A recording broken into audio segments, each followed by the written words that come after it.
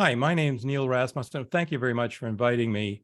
My background is I'm a retired high-tech exec with a specialty in energy and energy efficiency, and I happen to be the president of Save Our Heritage as well. And as you may or may not know, Save Our Heritage has a deep history working with the airport.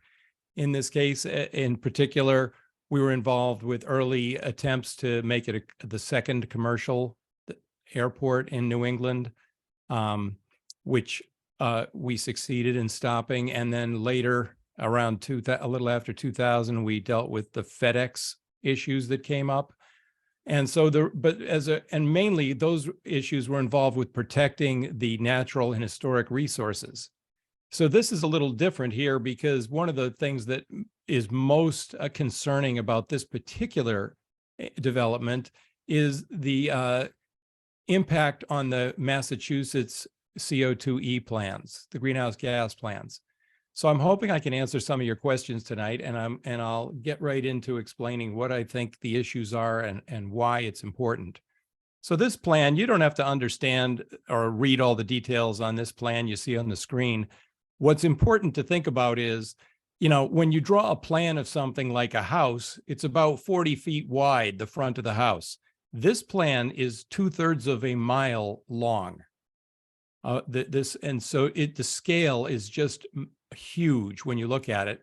And unlike previous plans or previous projects at Hanscom, this one's entirely in Bedford, which is unusual. And I think it's one of the first times we encountered something like that, except for there was a runway extension some years ago that affected Bedford.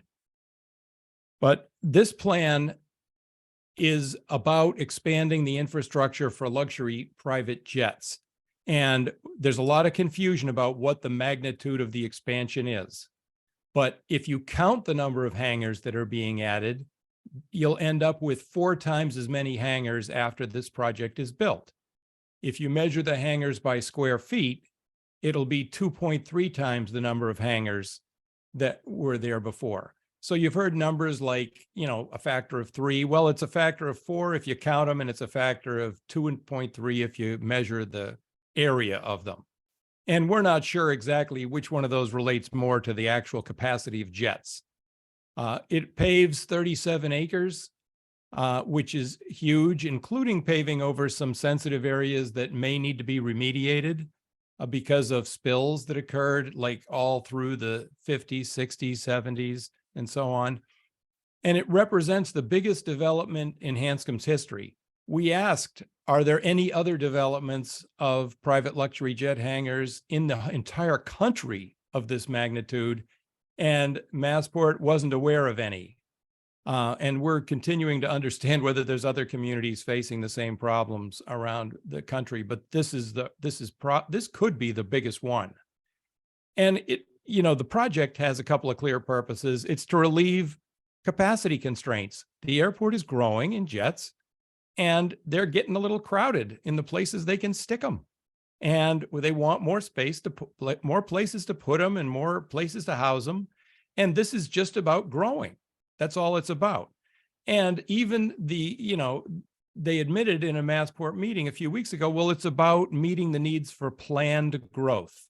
Planned by who? Planned by the aviation industry, the users of jets, and so on.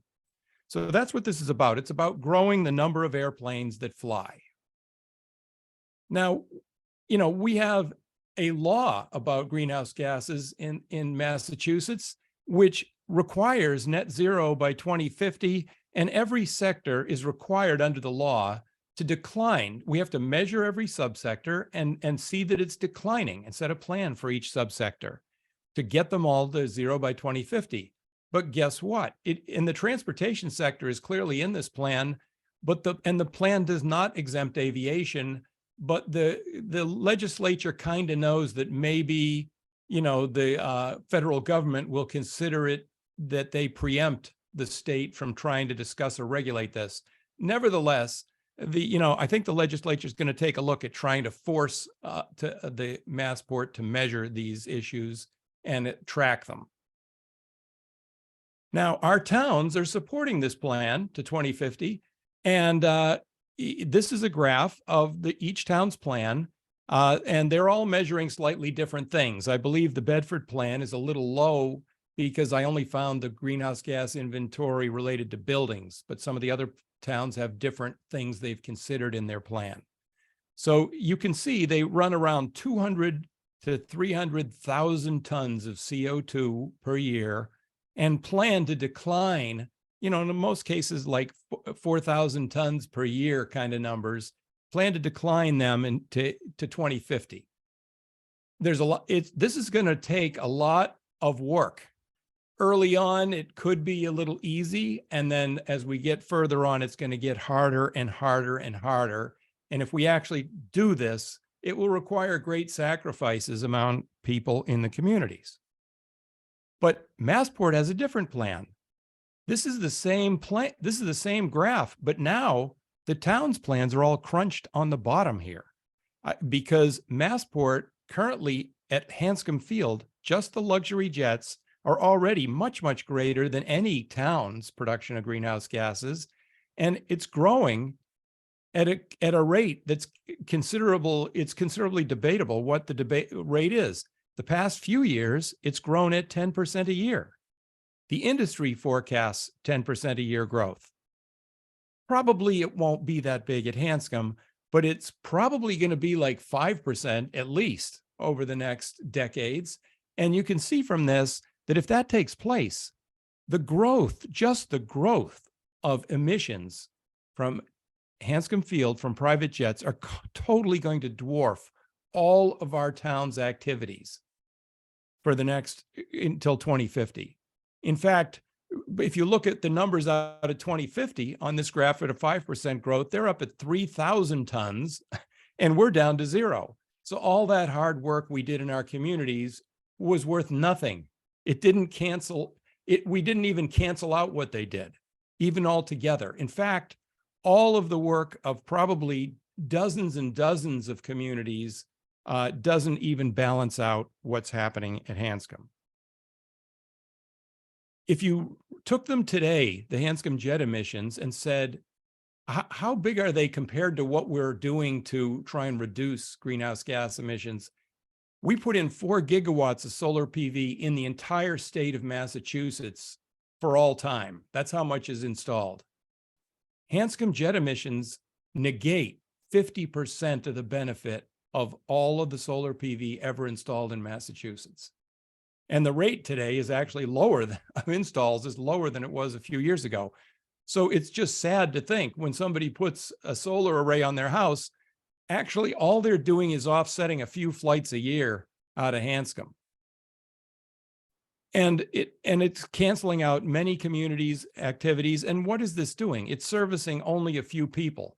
Massport's mandate is to serve the public. But this is not serving the public. It's serving just a handful of very elite, specialized people who have the privilege of using it. And the truth is, that when studies are done, it shows mainly these jets are servicing resort destinations. In the Zoom world today, we know you need actually these face-to-face meetings less and less, and people are more and more comfortable with Zoom meetings. And really, the thing that they still need is flying to the Bahamas and so on. What are the jet emissions today? And so we can make sure we understand how we get to these numbers. There's 38,000 jet operations per year. Those are takeoffs and landings summed together. So this is counting any operation, including an arrival or departure. And of course, a lot of these are round trips that are enabled by the airport. So really, we can count both of those. And we estimate 2.5-hour flight times on average for these flights. We don't know what this number is. We have to guess. And it could be a little bigger or lower, but it's not going to be that far off. Each plane uses about 330 gallons of fuel per hour. That's an average of different aircraft ranging from 190 to 550 gallons per hour for the biggest private jets. And the actual computation of CO2 per gallon is dictated by chemistry. And so it's 11.9 kilograms of CO2 per gallon. And it's a basic chemical fact of when you burn jet fuel, this is what comes out. And the CO2 is not the whole story for jets, because the other things they emit while up in near outer space affect the CO2e. So they contribute other things that you probably are familiar with the idea that CO2e is summing together all the greenhouse gases and expressing them in equivalency of CO2. And that factor, according to the IPCC, is about 2. So you multiply the 11.9 by 2 to get, and you multiply all these things together, and that's how you get to 752,000 tons of CO2e per year at Hanscom Field. Now, what's going on with this project? The proponents in Massport are trying to confuse everybody and say this has nothing to do with the volume of flights. They're saying all kinds of crazy things. They argue that some flights are unnecessary because there's something called ferry flights that come in from other airports because they can't find a place to park, and they go off and park at another airport and then return. They argue that the hangar capacity is there's no relationship between hangar capacity and flight volume. And they're doing that on purpose because they don't want to argue this greenhouse gas issues as part of the project. They're trying to make all these spurious assertions to decouple the greenhouse gas issue from the project. The only thing they're willing to talk about is the greenhouse gas emissions associated with their buildings themselves, like, heating and electric and usage and some vehicle usage on the ground. And they're trying to say, oh, this is a green project because we're going to put a solar array on the roof and use extra insulation and some other things like that. But the fact is, in terms of the impact, it's like 1/500th the impact, the ground infrastructure versus the aircraft. It's insignificant. And so that's completely a joke to try and say it's a green project. They've argued that total operations have not changed with hangar capacity over the years. And they've even told people, like, I think it was like Carmine Gentile, they told them, oh, it went down, the flights. But here's the deal. Yeah, flights went down because the little propeller planes went down. All we care about is the jets, because we've done calculations. Jets are like 98% of the CO2e emissions associated with jets, not the little propeller planes. So, one of the things they try and say is, well, maybe the flights will go down if we build more capacity. That's like saying if we build more gas pipelines, the gas usage will go down, or build more garages and we'll have less cars. And even if you believed any of that, whoever is investing in this thing would be a nut if he thought things are going down while he's building the capacity. He wants to get people to use it. He needs more planes. So it doesn't fly. It's not consistent with common sense to believe that these flights will not go up as you essentially triple the capacity on the airfield. In 2022, annual operations fell, and they've said, isn't this wonderful? But the propeller aircraft went down. But if you just look at the jet aircraft, they grew over 10% in that period. And most aircraft are still propeller planes that fly out of Hanscom. But a lot of them are training flights, and they just loop around and around practicing takeoffs and landings. And that's probably like 25 or 30% of all the flight operations at the field. And so what's going on is the propeller planes over in the entire country are sort of going down in volume all over the country.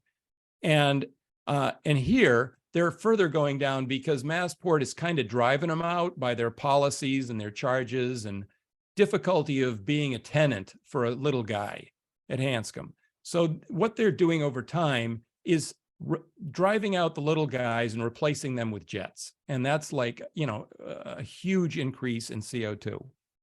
So they've had previous hangar projects, and each time they said, oh, we're going to build a hangar, it's not going to affect the volume. Well, each time they did build a hangar and it did affect the volume. And you can see it in the data.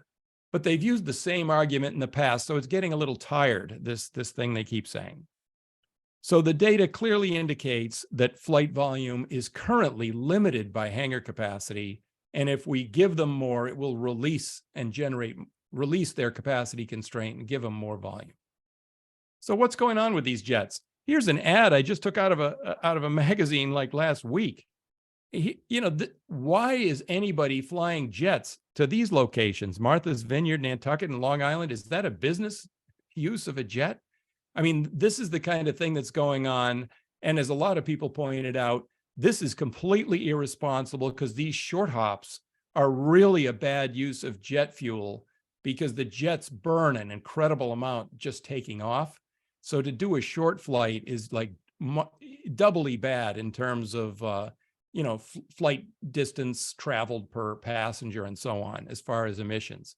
Terrible. So, and this just shows you, what are they advertising? They're not advertising business purposes. They're advertising resort destinations. And here's the latest. This came up I saw this in the New York Times the other day. The latest aviation launch of a new service is canine jets. Fly your dog. And so this just shows you how, and it's probably costs, $10,000, $20,000, $15,000 to fly your dog somewhere. This is only available to a very, very tiny number of people. Now, if we can constrain this here, the Hanscom is the largest private jet port in New England, and constraining or reversing it will have a direct effect on the entire system, which is really what we need to do. It's not just about here. We can't keep going on adding private jets to the aviation system for a whole lot of reasons. But the most ridiculous one is the CO2 emissions problem. And if we constrain Hanscom for private jet capacity, it has a direct effect on current flights, private jet purchases. There's a backlog right now of people who would like to buy an airplane and base it at Hanscom, and they're waiting for these hangars. That's what they told us at a meeting the other day. So flying these jets, it's not a act of God that these things come. These are decisions made based on convenience and luxury. And as long as we keep laying out the red carpet for them and offering them all this convenience and luxury, it's gonna grow. And we have to make a decision whether we're going to, in 20 years, wake up and tell our grandchildren, like when we have to go to Africa and tell them to stop using as much fertilizer because it affects climate change, but meanwhile, we're going to keep flying these private jets. It doesn't make any sense. And our policies can affect the whole country because we are a major part of the system.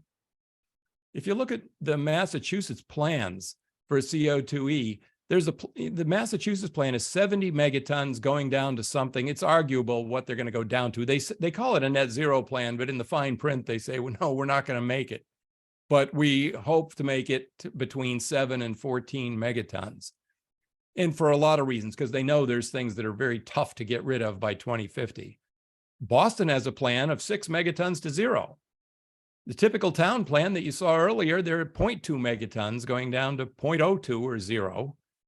The Logan plan, just the Logan airport is 30 megatons now, going up to probably 38 megatons based on federal projections that are in federal reports.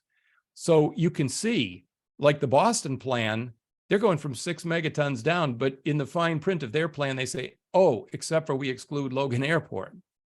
And the facilities plan at Logan, Logan has a great campaign called Net Zero Logan. But that's only the facilities on the ground. It doesn't count any of the airplanes. And that's only 0.1 megatons going down to 0, which is nice. But if you look at they got 30 in the air versus 0.1 on the ground, it's kind of a joke for them to claim net zero. And the Hanscom jet plan right now is like about 0.8. And what's it going to go up to? It could go up right away by a jump when this project goes.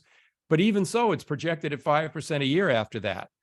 And if it's only 5%, the number of flights and the number of emissions are going to go up a factor of 4 by 2050. And one thing we also have to remember is, America is about half of all private jet travel, just to put it in reference. So it's a worldwide issue as well. And by the way, the Europeans are actually paying attention to this, and they're actually making more progress, and there's people over there, the Extinction Rebellion, and people lying in the runways in front of private jets already over there, and some airports are considering banning jets. What we have going on here is we have this process. This whole thing was sprung on the towns out of the blue when they dropped this ENF. It's called an environmental notification form, and you're familiar with that because you submitted on it. But basically, we had a very short time window to try and digest this plan and comment on it. Despite that, a huge number of comments came in, and there was still a lot of people who wanted to write comments who didn't get them in, they were very thoughtful, and a huge diversity of issues were raised. But a lot of people didn't get to the climate issues because they hadn't had time to digest the impacts at that time. During the after that comment period, the secretary issues a scope for what's called a draft EIR, which is an environmental impact report, and the proponent has to write that report and submit it. And it demands, and it has demanded, more data and studies about proposed development, including the effect on aviation volume, which they completely ignored in the plan by saying, oh, we don't know. We're going to build these hangars. We don't know if anybody will come.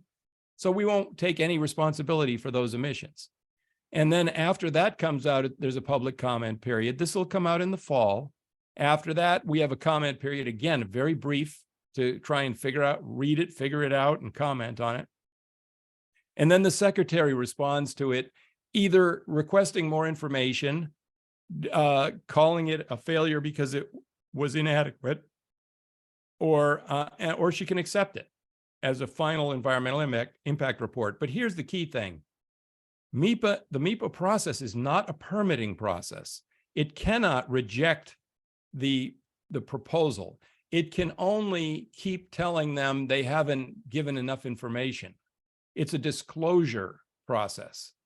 And so only the permitting is done by other agencies, almost none of which have anything to do with the towns or even the state, except for a little bit of this project must be permitted in Bedford. Now, one of the questions that comes up and has come up in prior meetings is, what about low carbon aviation? Is there such a thing? And is it coming?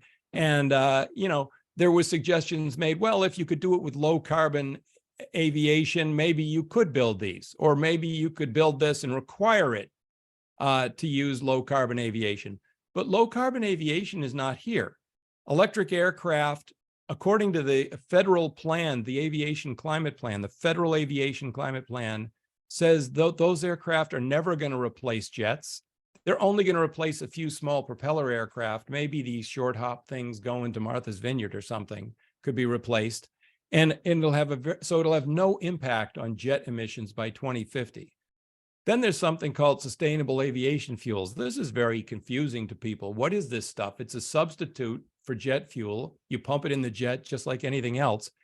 And they're essentially based on biofuels of one kind or another, based on some kind of biomass or algae or something else. And they're a substitute that directly can be used as an additive to petroleum fuels or replacement. But here's the deal. They still emit the same or more CO2e than jet fuel. But the reason they claim a benefit is because some of these bio sources are waste products, wood or other, corn husks and other things that might have emitted methane if they were thrown in the ground. And so the methane is a potent greenhouse gas. And so in theory, if you avoided emitting all these other things from these waste products by putting them into this jet fuel, that would be a benefit that would kind of offset what came out when it burned. But the research shows that these fuels, even the ones they've thought up so far, about 5 or 6 different formulations, don't have a positive CO2e life cycle benefit. And even worse than that, their sources of these materials are so low today in the agricultural chains and in forestry chains. The volume of it is so low, it could only displace like a tiny percentage of jet fuel, even if it was available. And if it comes out, even if it did come out, you can't force a jet to use it. That's against the law. They can't require it be used and so on. So this is the only other possibilities is some future crazy unknown technology will create a synthesized jet fuel out of like thin air plus solar or something. This is hypothetical completely. And there's no demonstrators or even lab experiments showing this yet. So there's no low carbon substitute for jet fuel right now. And if somebody is to plan and say, oh, it's coming, and therefore we can go ahead and build this, it's really quite irresponsible to plan based on a hypothetical thing magic thing that might happen someday. So who can do anything about this? Our towns have no regulatory authority, with the asterisk that a little bit of permitting is required in Bedford. And I'm not sure the extent of that and how much of that's already been agreed to, or it's felt like it's not in violation of any town standards. So there's nothing they can do about it. But other than that, most of the development is within the boundary of Massport, and Massport is exempt from all regulations of the towns and even the state.